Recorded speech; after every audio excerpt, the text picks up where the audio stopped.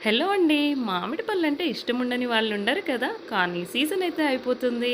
మరి ఇలా నేను చెప్పినట్టు ఒక్కసారి ట్రై చేసి చూడండి. ఇంకొన్ని మంత్స్ మీరు హ్యాపీగా మామిడి పళ్ళ ఫ్లేవర్‌ని ఎంజాయ్ చేయొచ్చు.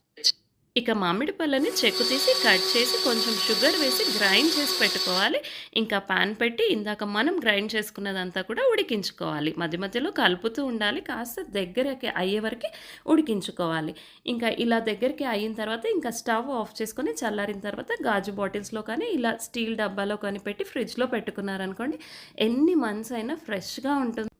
మామిడి తాండ్ర కూడా ఇలానే చేసి ప్లేట్‌లో వేసి ఎండలో పెట్టాలి. ఇప్పుడైతే ఎండలు లేవు కాబట్టి ఇదొకసారి తప్పకుండా ట్రై చేసి చూడండి.